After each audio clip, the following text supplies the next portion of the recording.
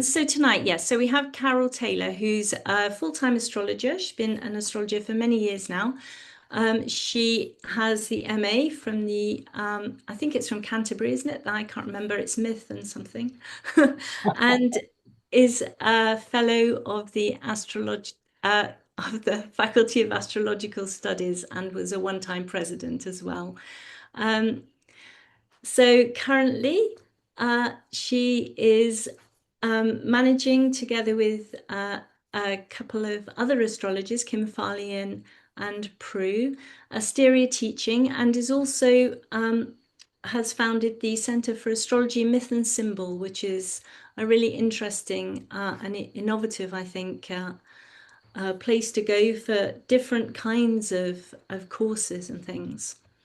Anyway, so I'm not making a very good job of introducing Carole, who I think is actually a fantastic astrologer, and I'm going to pass you over to her. So tonight it's all about the seventh house.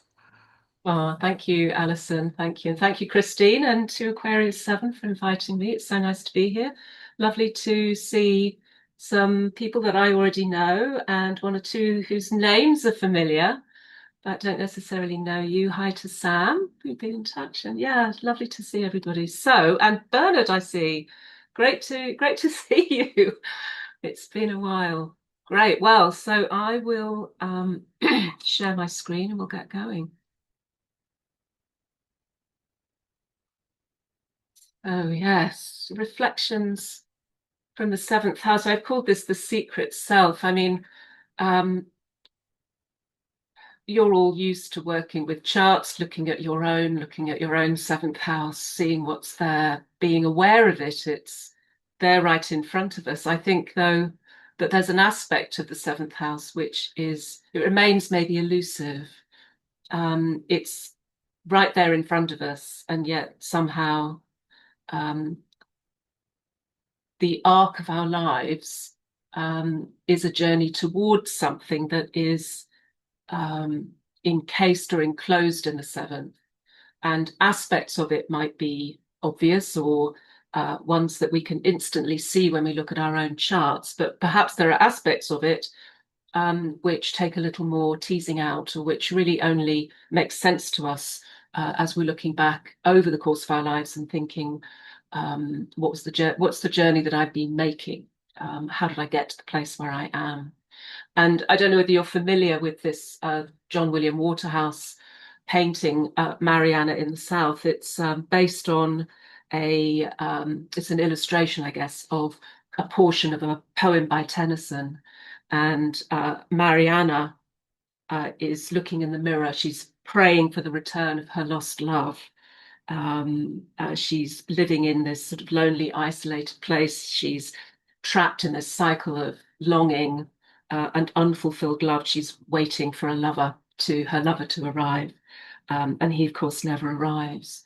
I was looking at this and thinking about the book by Richard Idemont, which I'm sure you're familiar with, Through the Looking Glass. If you aren't familiar with it, it's a fantastic book on the nature of relationships. Of course, the seventh house is only part of that.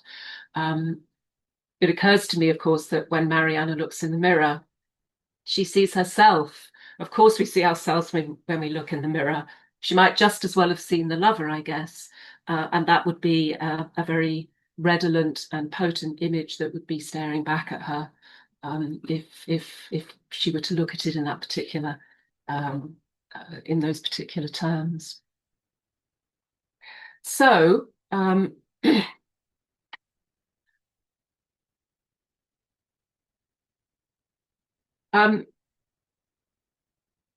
you know, the idea that the descendant, the seventh house, is connected to the ascendant and the seventh house seems very obvious. But I think there's something that is being played out over the course of life, which is an interchange between those two places. The ascendant, of course, tells us something about the circumstances of our birth. We're used to thinking of it in that way.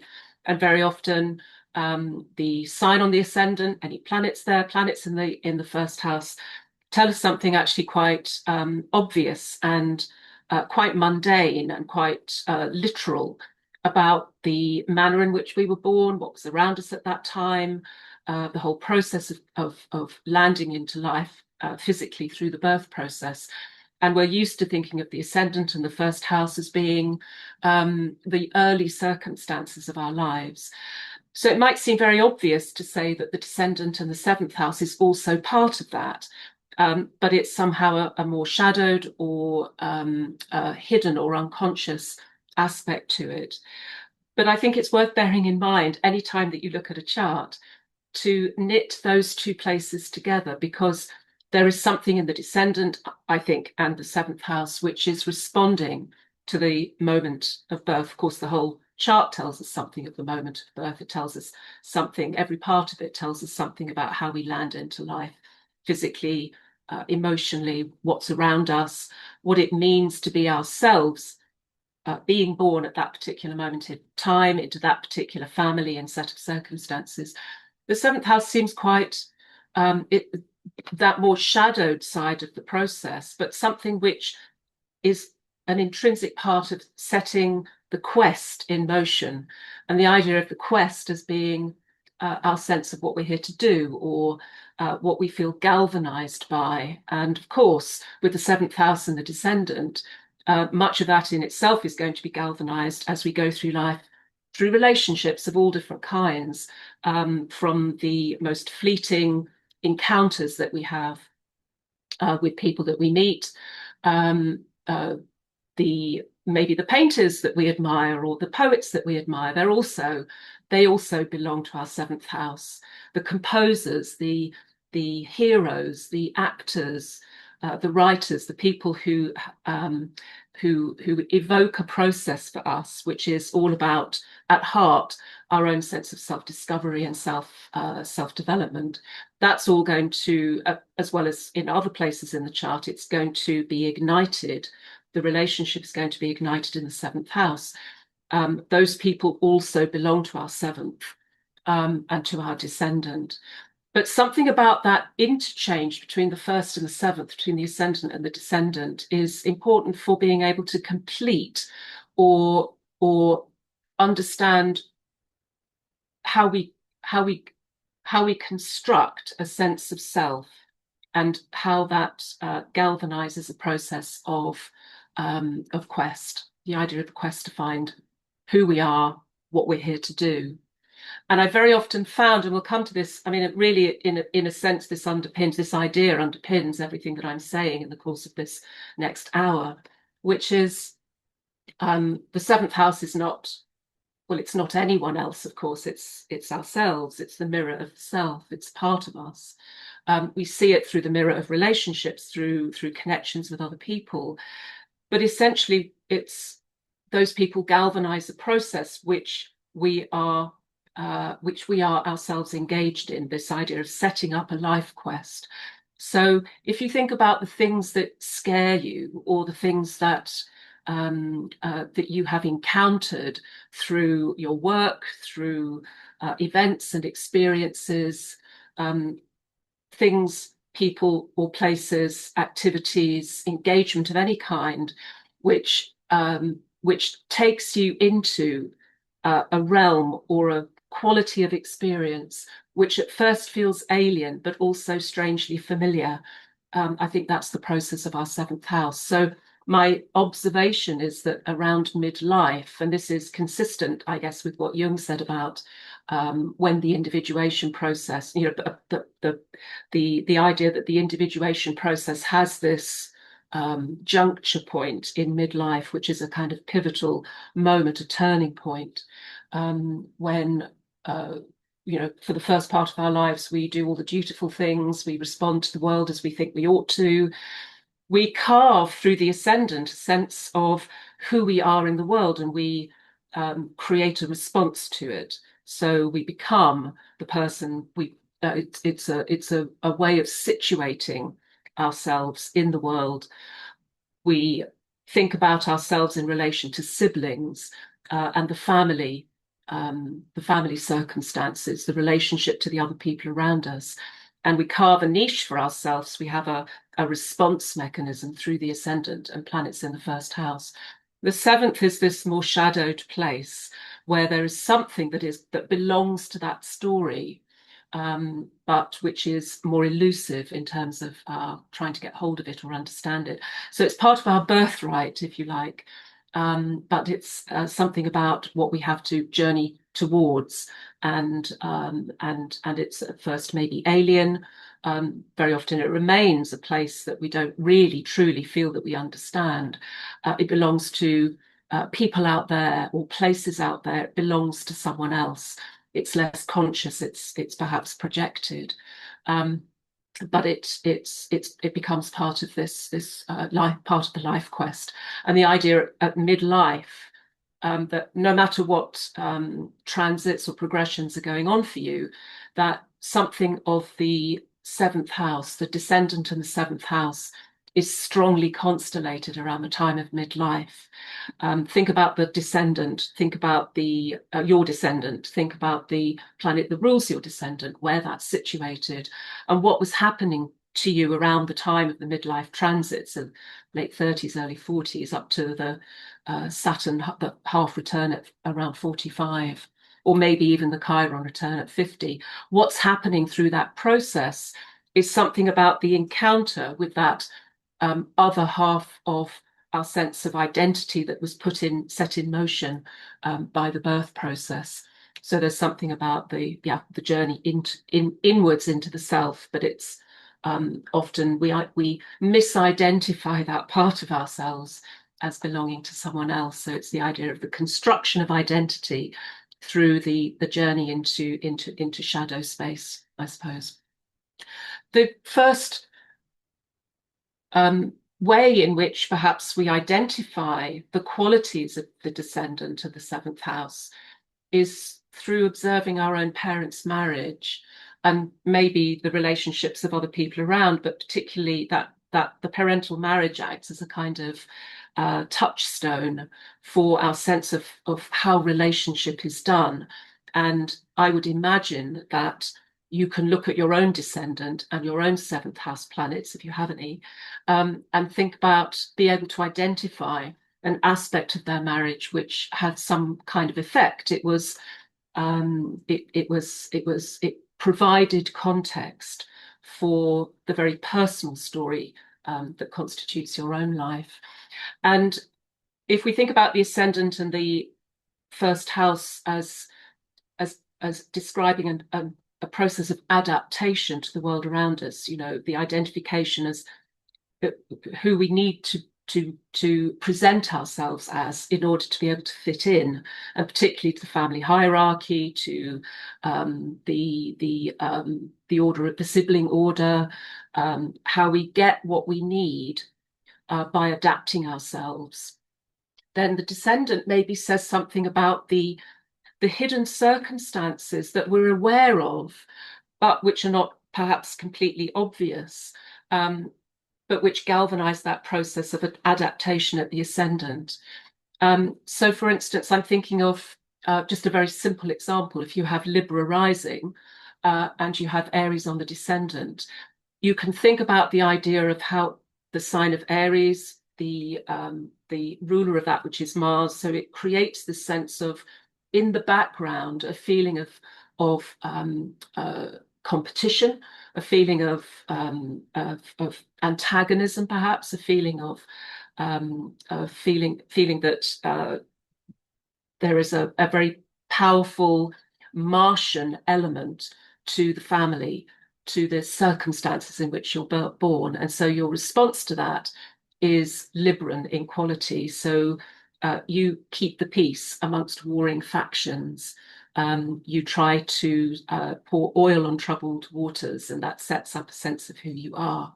And of course, then, the thing that is central to that quest, the life quest, is to come to terms with the Aries energy, is to meet that combative energy and that competitive energy through other people, but also through maybe through your work, through activities, hobbies, things that you engage with, places that you go that bring an encounter with that more challenging side. And that sets up the idea of the creation, the possibility of creating an interconnection between Libra and Aries. So how can how can those different parts of you work together? Because the Libra ascendant is only half the story. It's not complete unless it has the opposite sign of Aries interwoven into it. So I hope that makes sense. And, you know, just again, to come back to this idea that although we think about, traditionally, of course, we think about the seventh house as being about, well, open enemies. We think about it as a contractual relationship, as partnerships of all kinds. I think we also find it through events, through activities.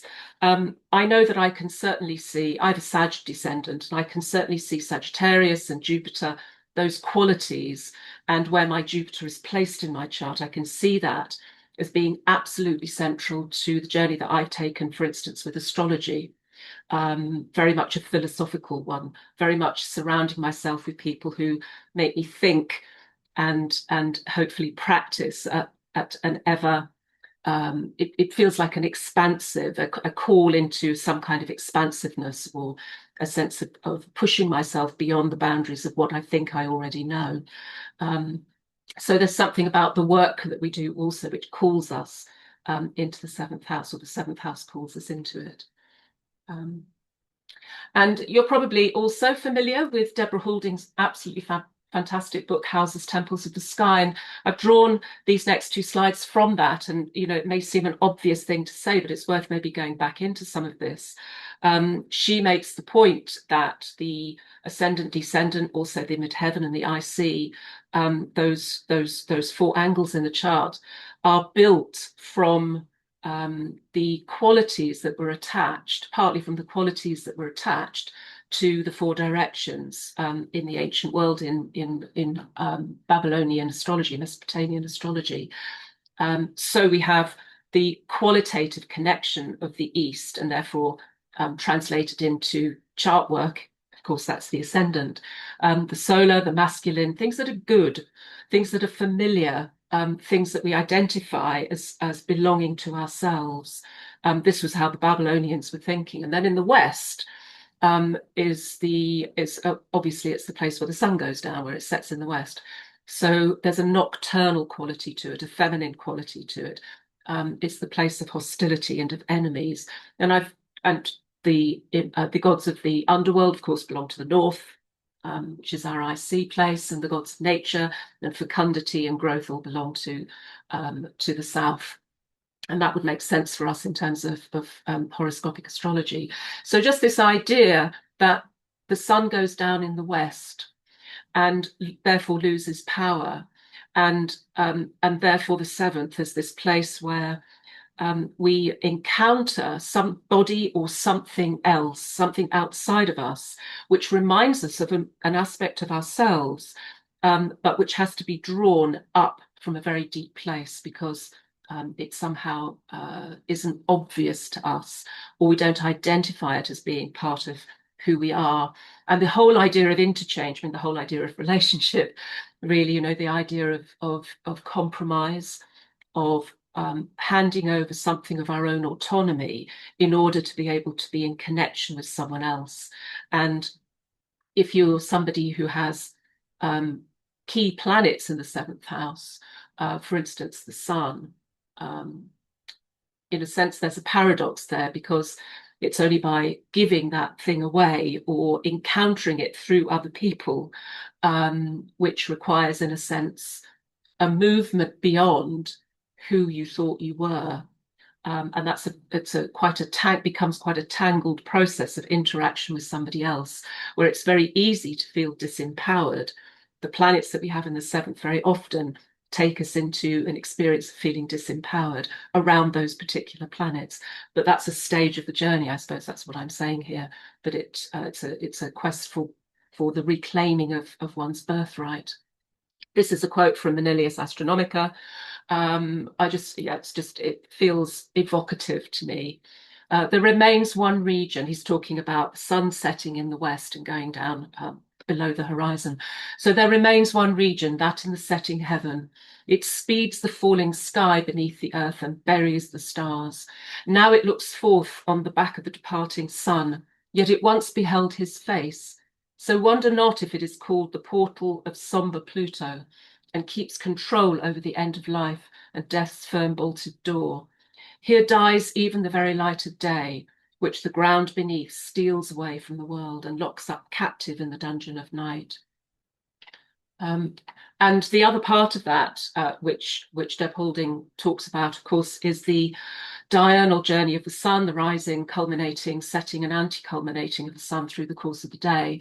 And of course, that we get some of our sense of what the four angles are about from that sense of the ascendant being about the place where specifically the sun god is born. In the Egyptian way of thinking of it. So he's born as a child at the ascendant. There's this conception moment at the IC where he dies and is reconstituted, but then there's the birth of the sun god at the ascendant. So of course the ascendant is all about birth and beginnings and traits which are very obvious and visible, and a sense of being in our power in that place.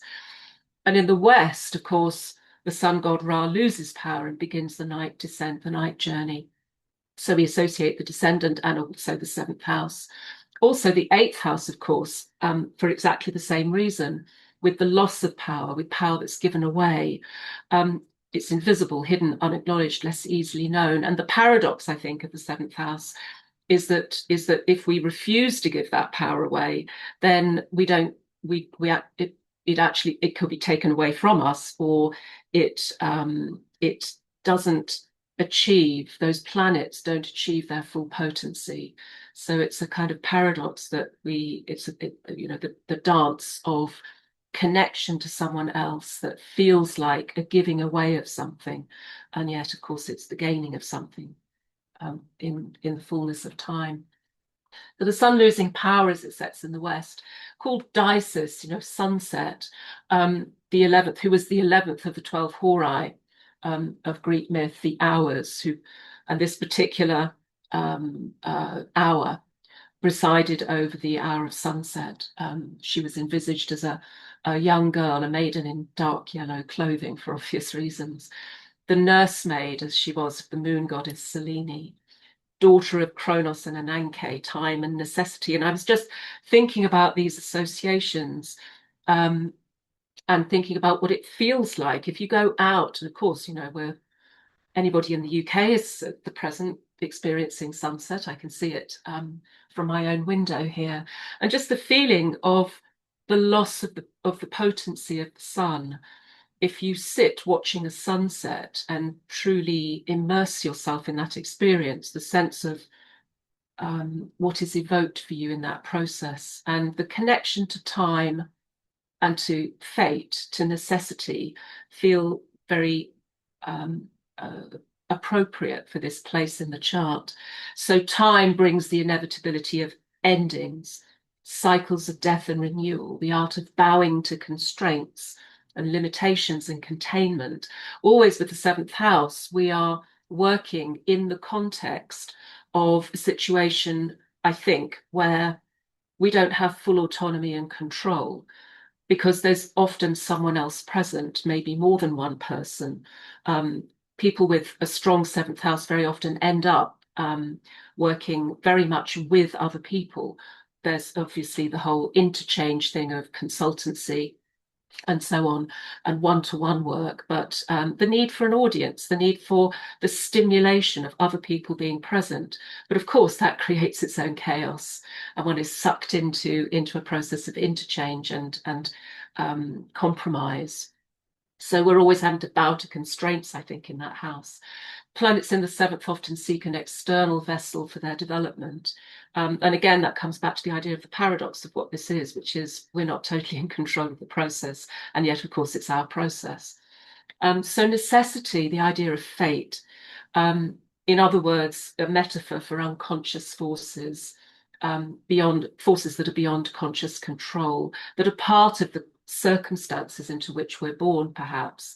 And so at first they feel as though we aren't in control of them. And this famous quote from Jung, until you make the unconscious conscious, it will direct your life and you will call it fate. I think of obviously any planet in a chart, any part of a chart has the potential for an aspect to that planet or to that set of experiences of which we are not so conscious. Every part of the chart is potentially part of shadow space in terms of how Jung would have thought of it. But I think there's something very specific about seventh, perhaps also the eighth, that area of the chart, which very powerfully leads us into an experience of the encounter with deeper parts of ourselves. And as I say, we experience those initially perhaps through other people, we have to almost be tricked over the line into something with the seventh house. So planets are powerful in angular houses, of which, of course, the seventh is one, swift moving and dynamic. But the West is also feminine and nocturnal, traditionally speaking, thematically speaking. So the sun is strong in the ascendant, but the moon and Venus are strengthened in the West. And if you've got the moon and Venus, or moon or Venus in the seventh house, of course, that's a kind of natural place. It's a natural sense of interchange because the moon and Venus are symbolic of union. And so just the sense there that the seventh acts as a container for a union in which we cannot avoid undergoing an alchemical change. But again, if you've got the sun there, if you've got Mars there, maybe if you've got Jupiter there, Uranus, planets which are not predisposed towards a sense of connection and communion and interchange, those are perhaps they might present in some cases for some people a more challenging side of the process. So, but also this idea of the power given away to others. We're not in control of the outcome in the seventh house, or maybe we just feel that we're not. The feeling of a loss of agency, the delicate art of compromise.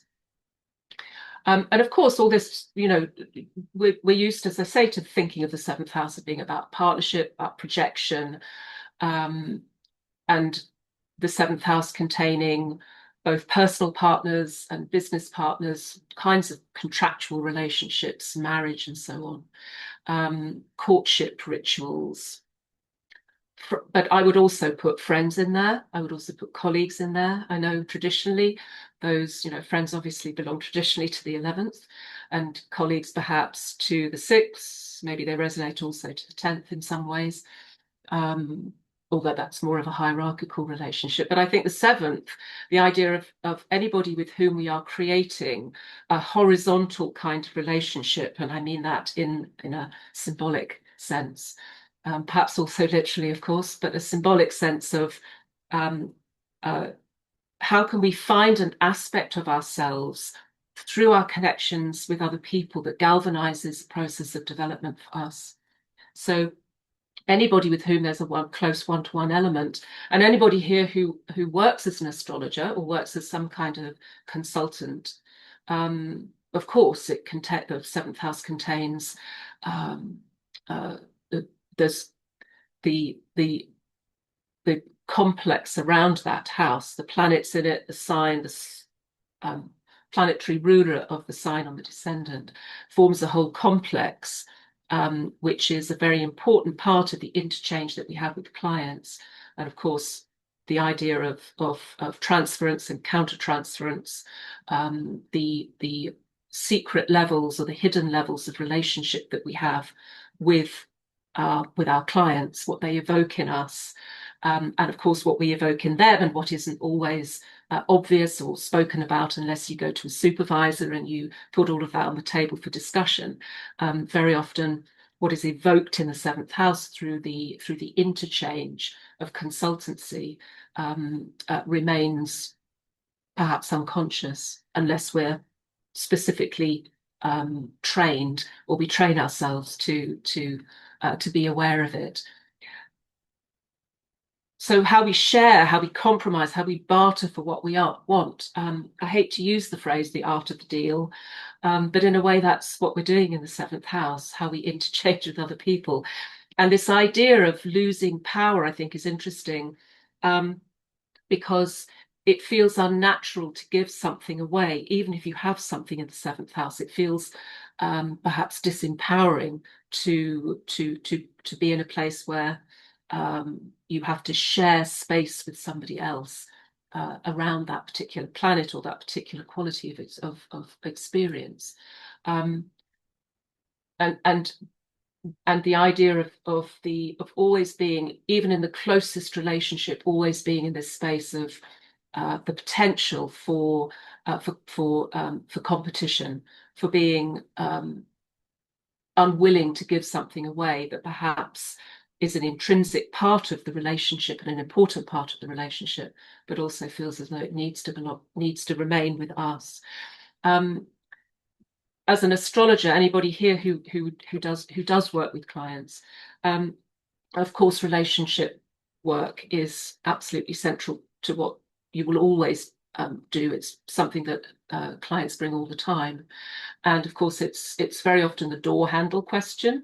In other words, it's the question that clients ask right at the end of a reading. And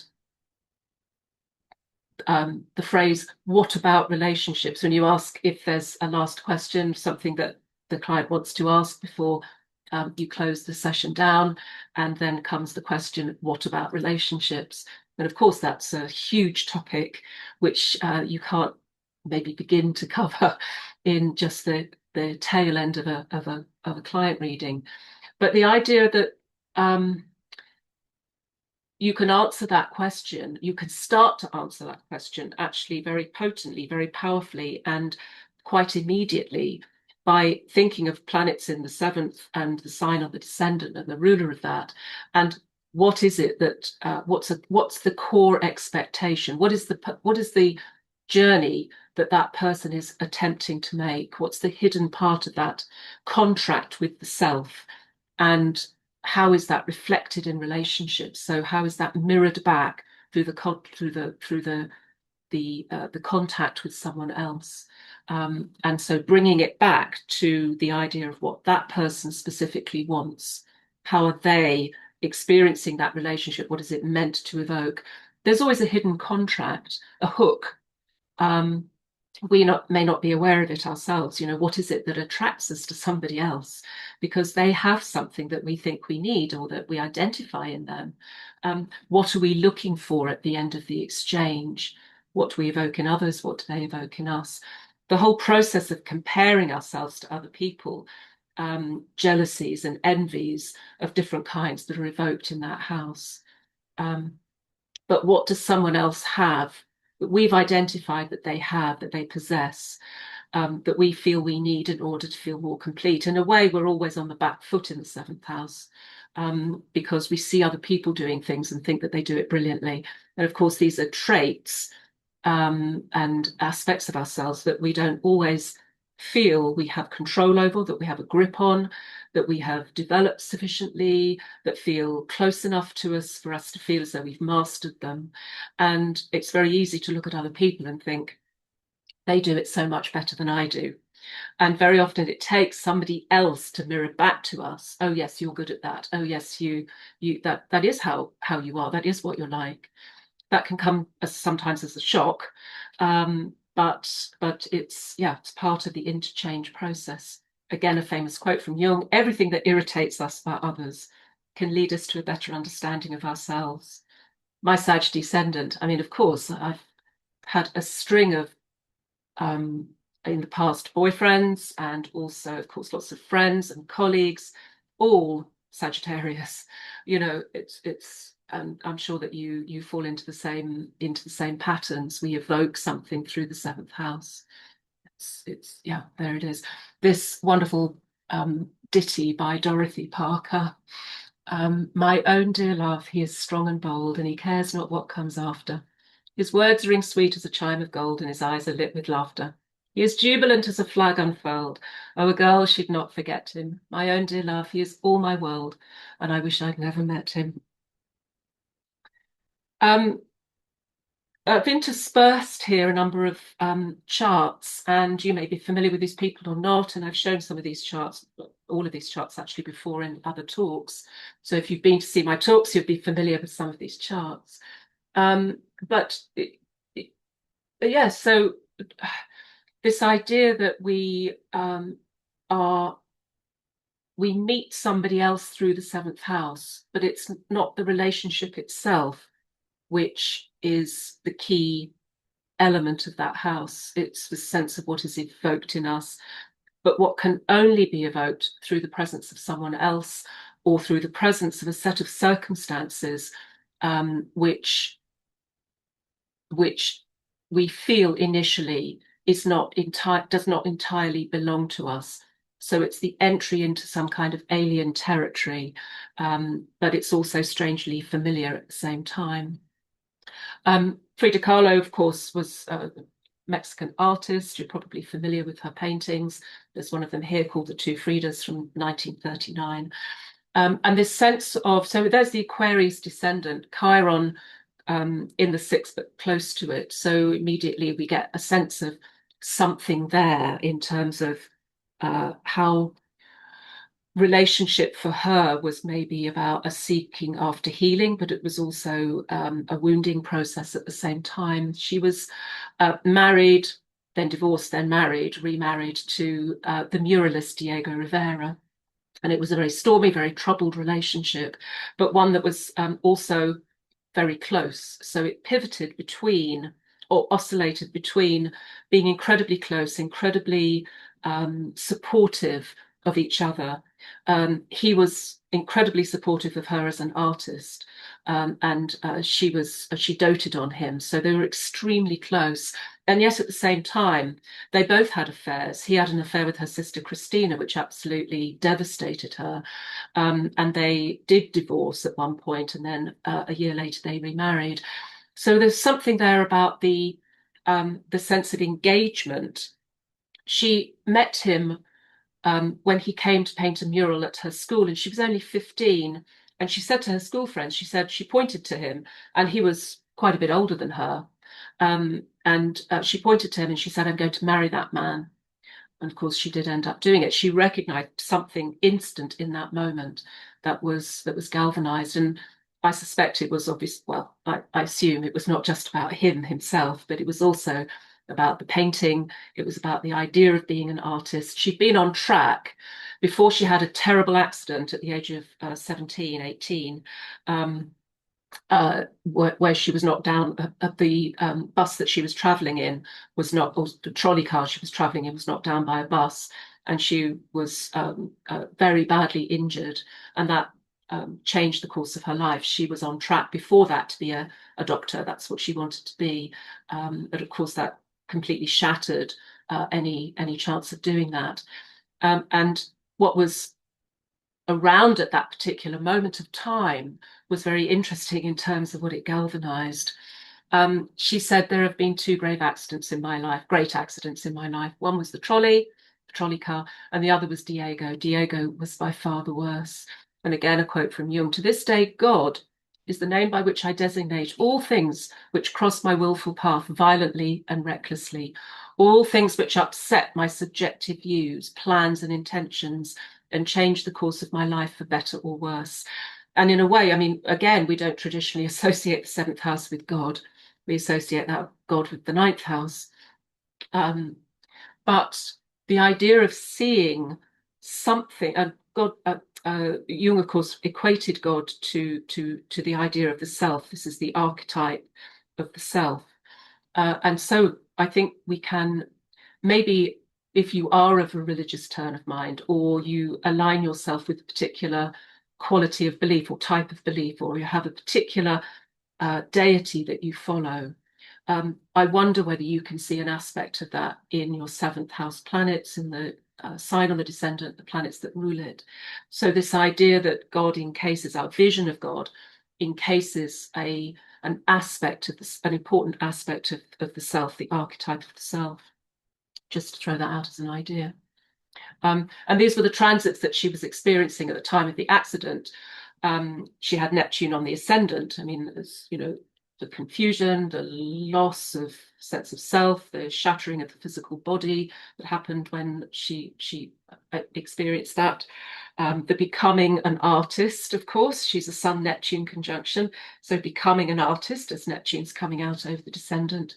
There's all sorts of stories there. Pluto on that Sun-Neptune transiting. So there's enough there.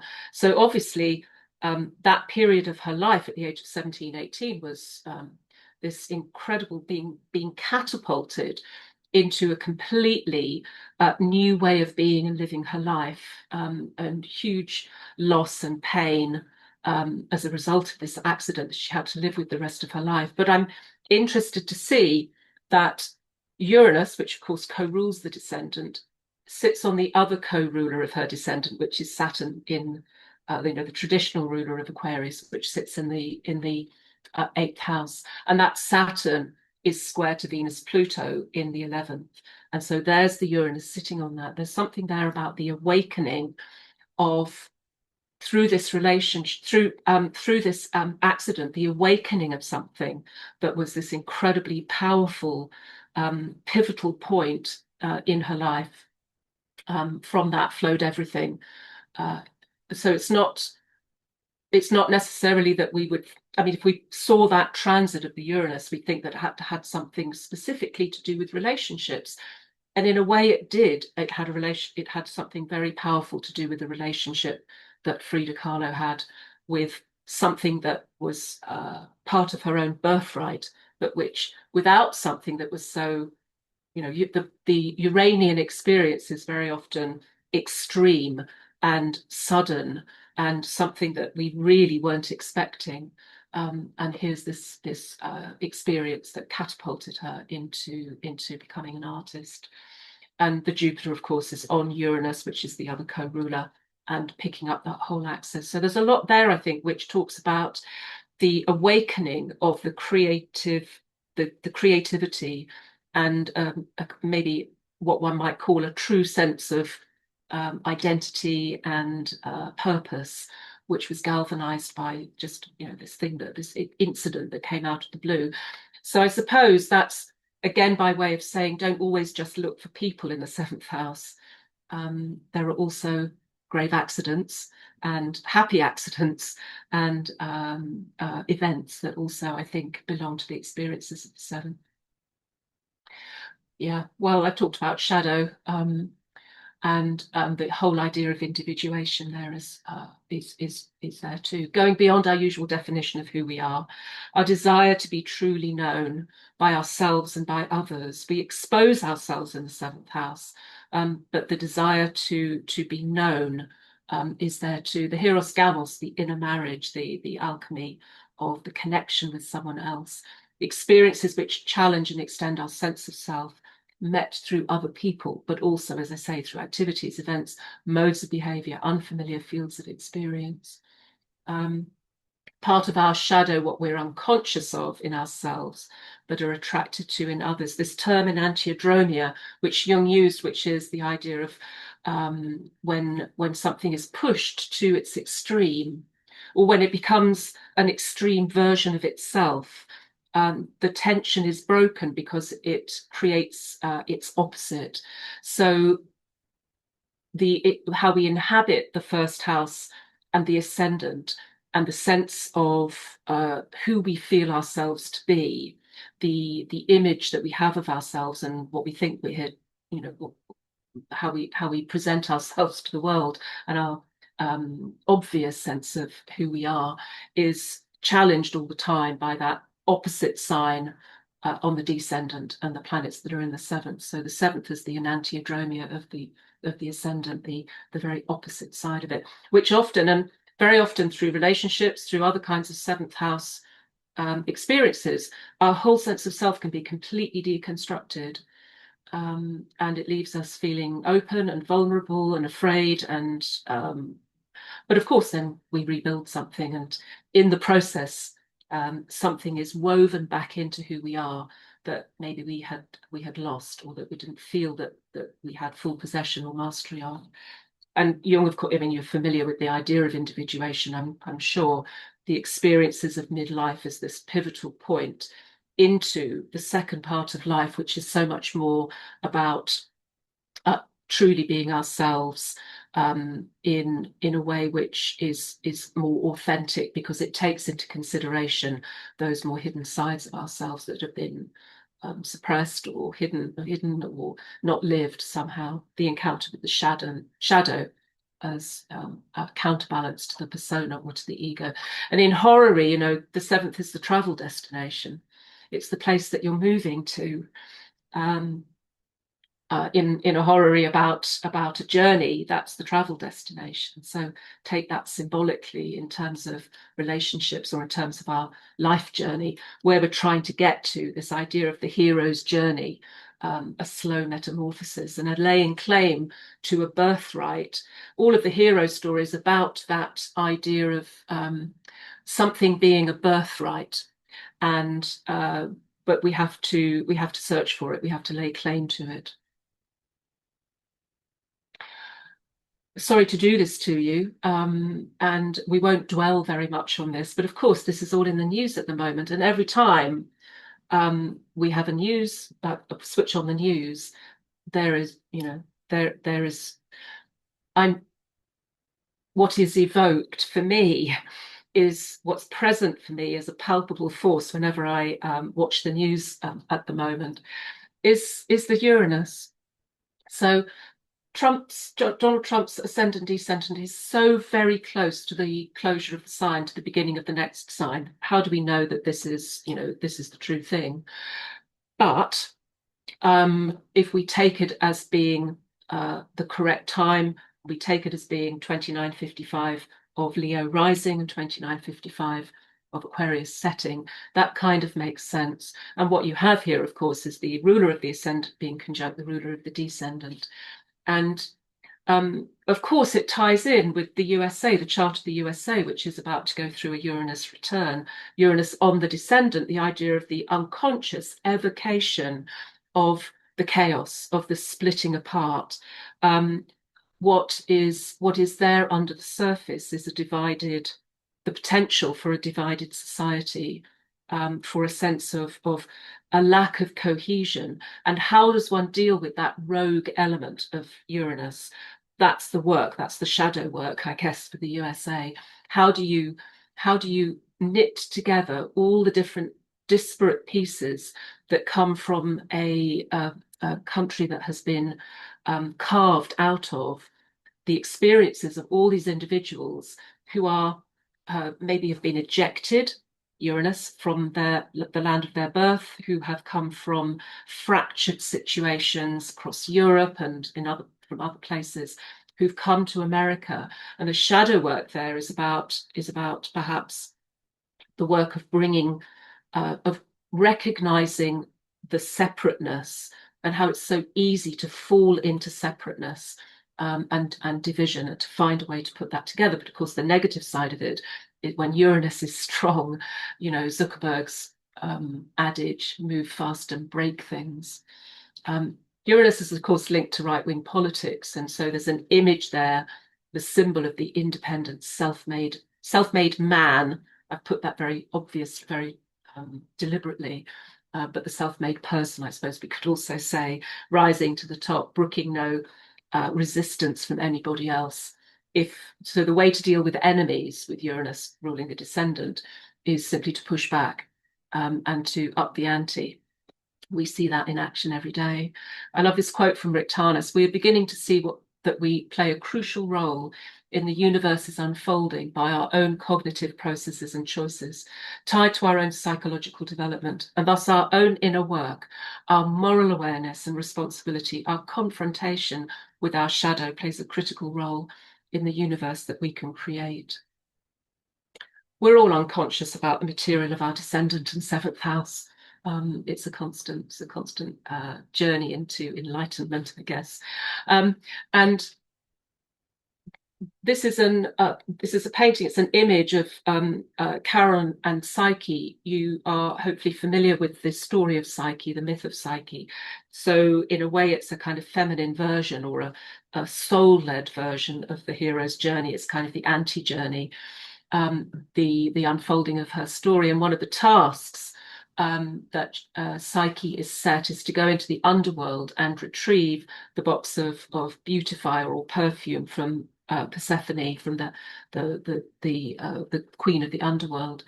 And this scene is really interesting because this is Charon the ferryman, of course. So he's going to ferry Psyche, the soul, into the underworld for the purpose of retrieving the treasure. And what he's taking from her mouth the obol, the coin that anybody who had died, they put a coin into the mouth, that was to pay the ferryman.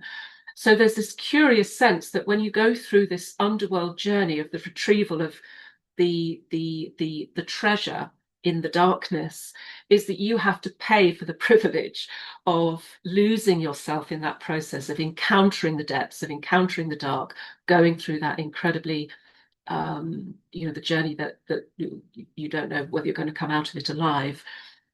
So the idea of being willing to make that exchange, I think, is really interesting. It's redolent in this image here. The shadow is the ground of the soul.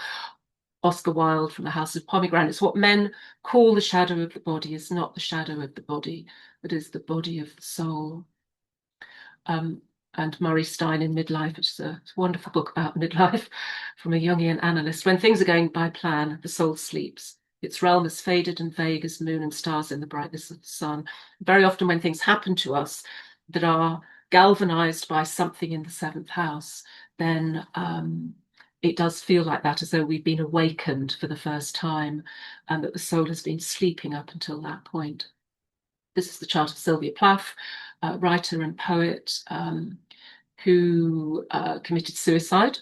The seventh house here is incredibly powerful. Her sun rules the seventh, and that's in the ninth house. It only has one aspect, which is a square to Saturn.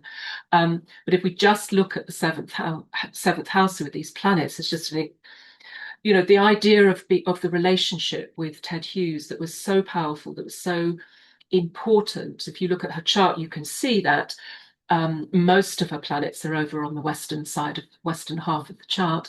So of course, this is somebody for whom relationships were a really crucial vessel for self-development.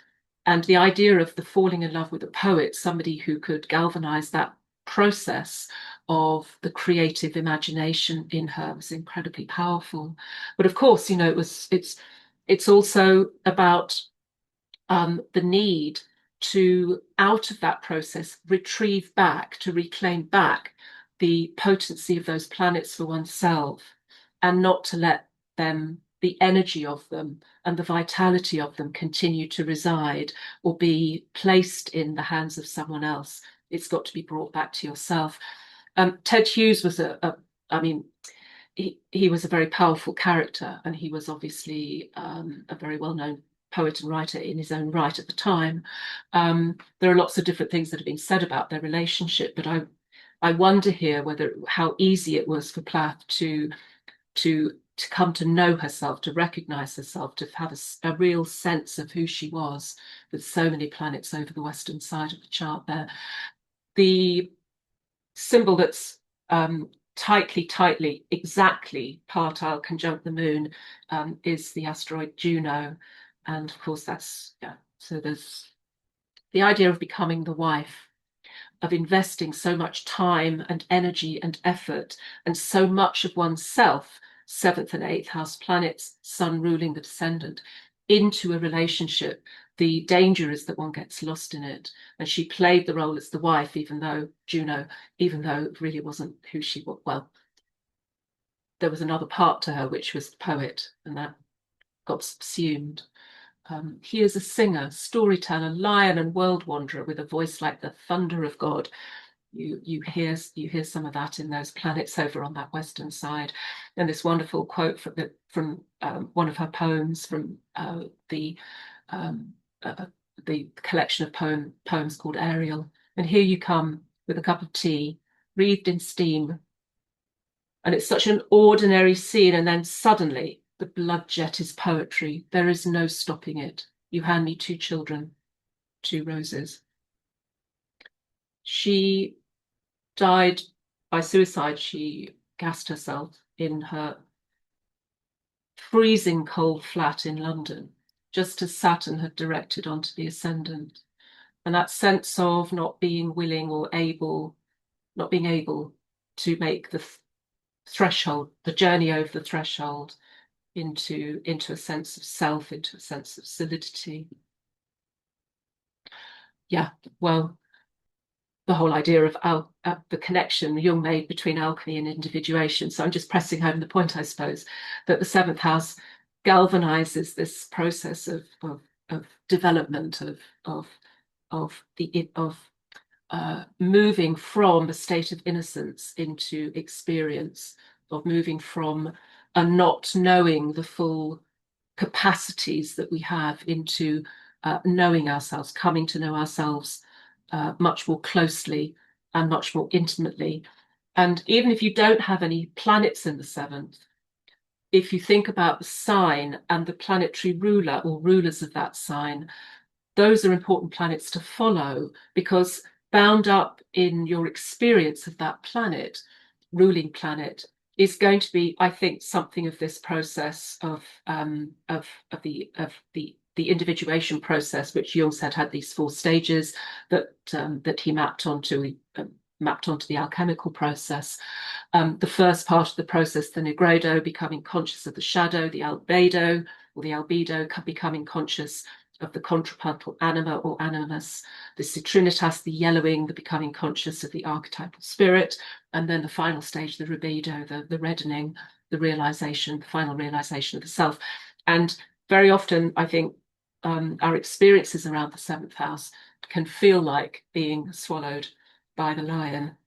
The lion is the image of the raw material, the prima materia, the dross, the raw stuff of our nature, which contains and eventually transmutes to become gold, which contains the gold, it contains it, and eventually it transmutes it into the pure gold, which is imaged as the sun.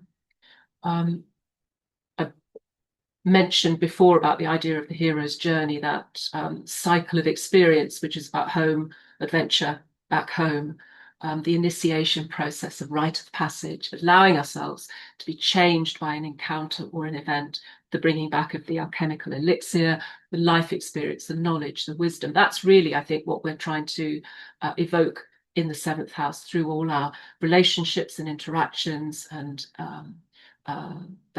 those things pull out of us something which it's important for us to know. But very often the process of it is that kind of night sea journey aspect, where the hero is swallowed by the monster, the sea creature, and is digested and then regurgitated in a new form. The journey of the hero is about the courage to seek the depths, the image of creative rebirth, the eternal cycle of change within us, the uncanny discovery that the seeker is the mystery which the seeker seeks to know. The hero journey is a symbol that binds, in the original sense of the word, two distant ideas: the spiritual quest of the ancients with the modern search for identity, always the one shape-shifting yet marvelously constant story that we find. So again, we don't necessarily associate the seventh with a spiritual quest, and yet I think we can often find it there. Jung's chart, of course, I've been mentioning him so far, and there's another Uranus for us to contend with, and a sun just coming to set on the descendant. So the time that he was born, of course, the sun is about to dip below the horizon as the horizon moves up in the diurnal journey. And that idea of the night sea journey is so redolent with that, just the sun setting in Leo in the west, going under the horizon. And the idea of, this, he was the creator, of course, of the psychological model that rested completely on the mechanism of projection and the incorporation of the shadow. So for him, relationship as alchemical vessel for self-development. He was married, of course, to Emma Jung, but Tony Wolff was his, we might call soror mystica, his partner in the work. Emma Jung recognized it was very, it was quite extraordinary of her, really, what she actually felt about it. I don't know, but, you know, she recognized, she said that there was something in the relationship between Jung and Tony Wolff that was important for Jung's own life and development that she couldn't provide for him. So it's quite something to recognize that and to see that there's sometimes a way through issues that we have in a relationship is to retrieve the essence and the energy and the vitality of the planets in the seventh house, and to remove them from to no longer see them, to no longer see the person that we have the relationship with as the vessel in which that essence of ourselves needs to be created.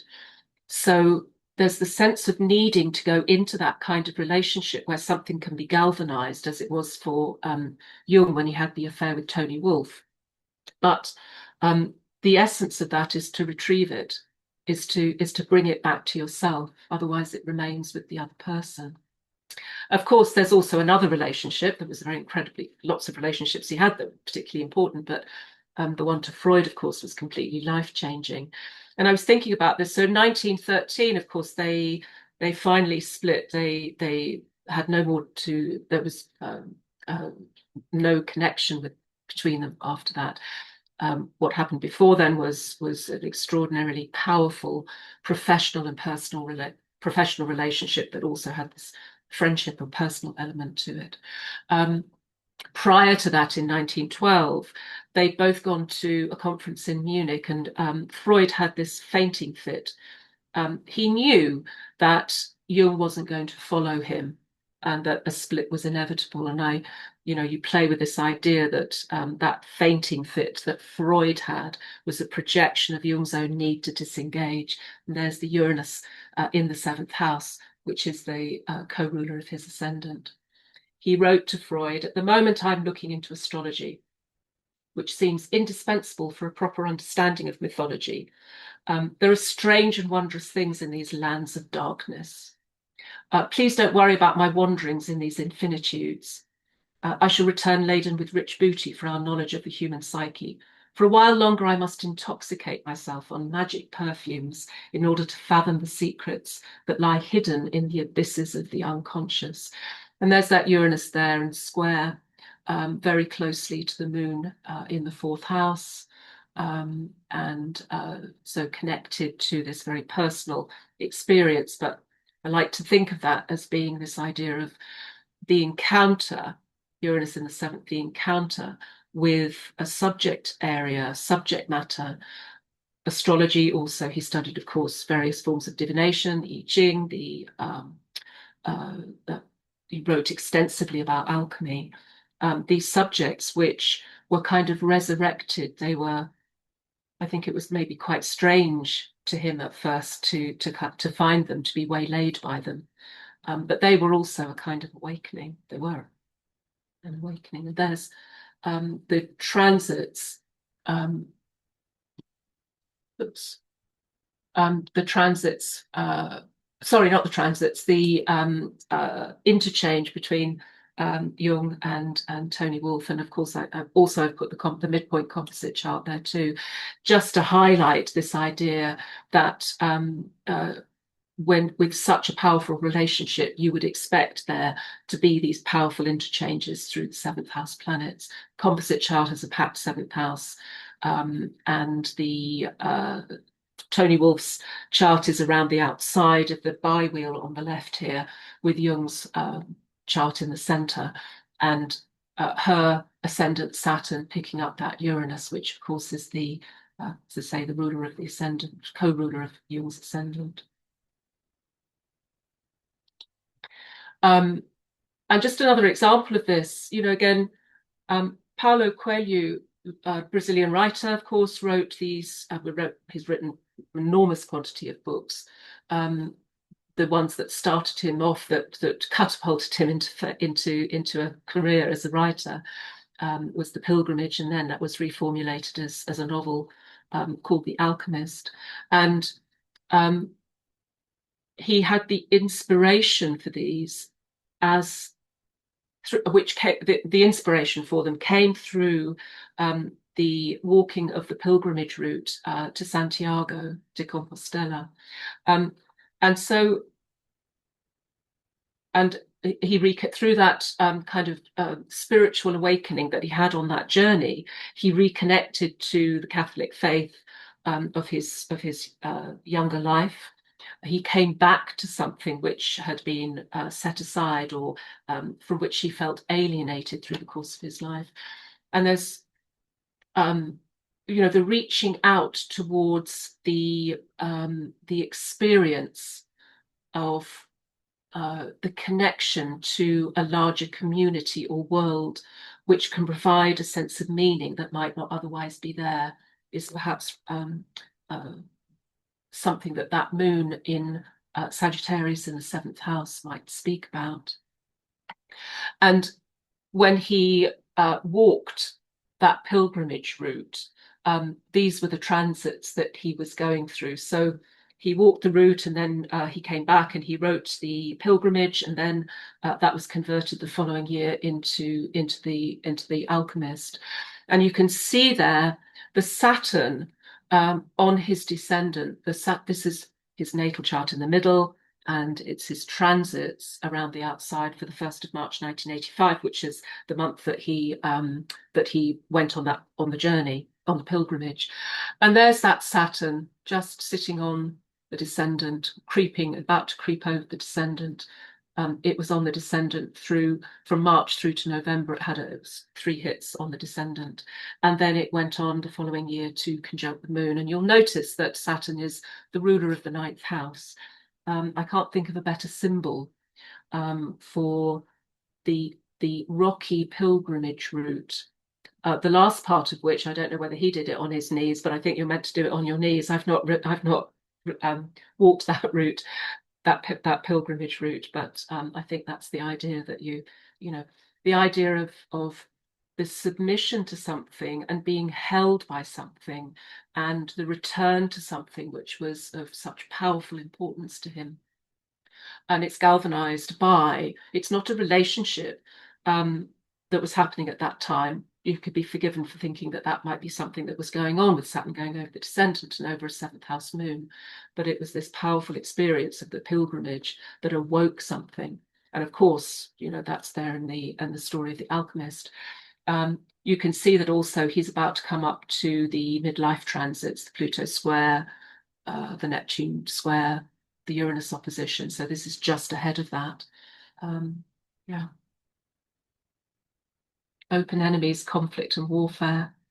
There's a TV channel in the UK which plays back-to-back episodes of Judge Judy, and you can learn a lot about the 7th house and as the house of open enemies by watching episodes of Judge Judy. If only people had access to astrology, who end up in these places, because you just see these spats that are taking place between two people that are perhaps quite unnecessary. If only people had an awareness of what they're projecting onto the other party. Of course, it's always someone else's fault. And she does a brilliant job of making people face up to that. So the house of open enemies, it's just so interesting that open enemies are placed in the same house with marriage partners. Perhaps tells you quite a lot. People we identify as presenting a challenge, jousting, dueling, fighting, disagreements, the enemy in war charts, warfare, treaties, alliances, all of that, of course, on a mundane level takes place in the 7th house.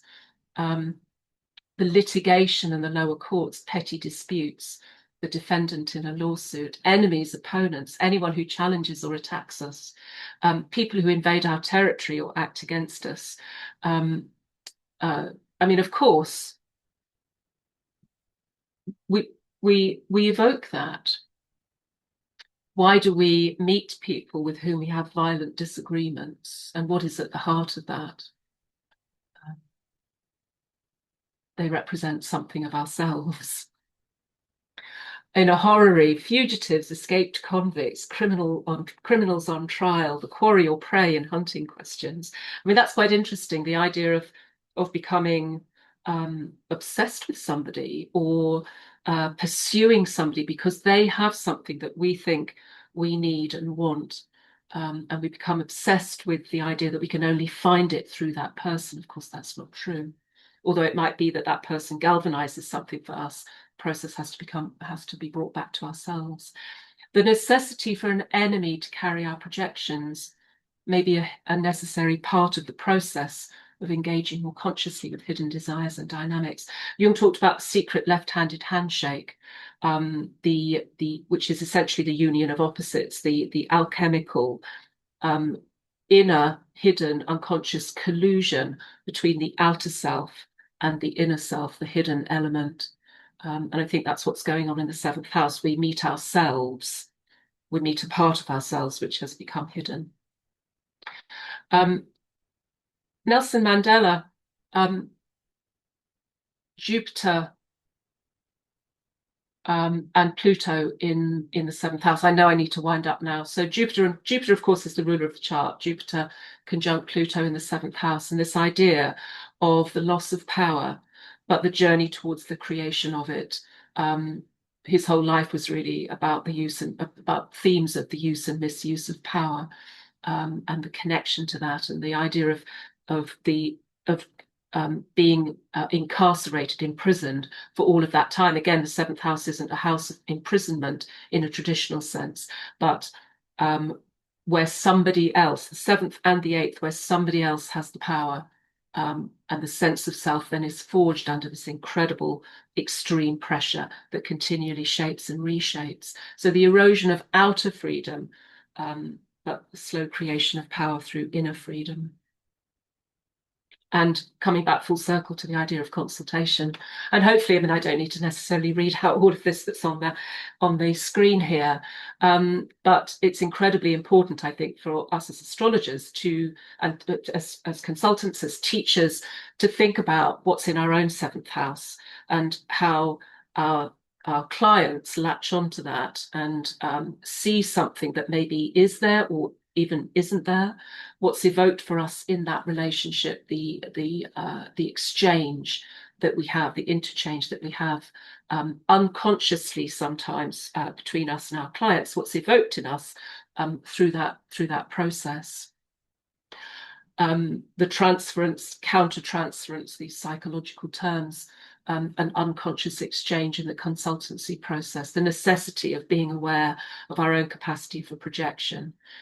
Jung also talked about a thing that he called the secret mutual connivance, which is again, it's an unconscious collusion, but it's a sense of what is being talked about is also shaped by the psychic state of the astrologer. So becoming aware of how we shape the material that gets talked about, that rises to the surface, the symbols that arise in the client work that we do, in the client sessions that we conduct, which might say something about our own seventh house, our own unconscious elements, and maybe what's going on for us in terms of transits and progressions to that house at the time. Just finally, yeah, I mean, RuPaul, what do I want to say about him? Probably not much. But just the idea that, you know, the seventh house is the audience and the contestants, what he could give to those people, perhaps what he needs in return as the central piece of the show that he's produced. The idea of empowering other people, this beautiful Venus-Jupiter conjunction in the seventh house in Capricorn, the teacher, the beneficent promoter and teacher, and somebody who brings other people on in order to be able to help them develop something in themselves.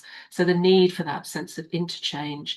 And if you've ever watched RuPaul's Drag Race, which I do from time to time when I'm not watching Judge Judy, you see something of this those seventh house planets. These beautiful, kind, effusive and supportive interchanges, but quite sharp in many ways, interchanges that he has contestants. It's really quite beautiful to see. And just a poem at the end by Walt Whitman.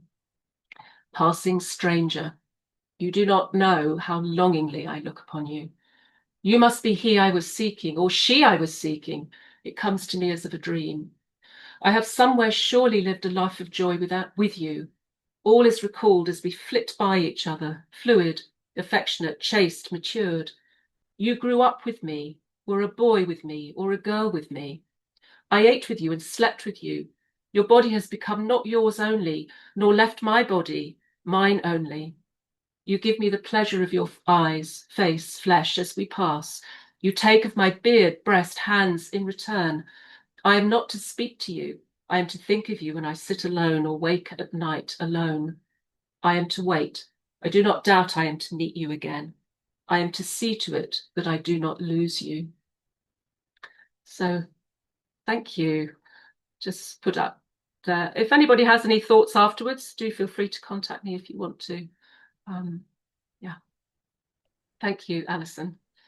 Thank you. That was the most amazing talk, Carole. I was absolutely riveted. Yes, thank you so much. So many new ideas about the seventh house, and sort of deepening of things that perhaps we were already aware of, sort of to taking it all to new levels. That was wonderful. Thank you.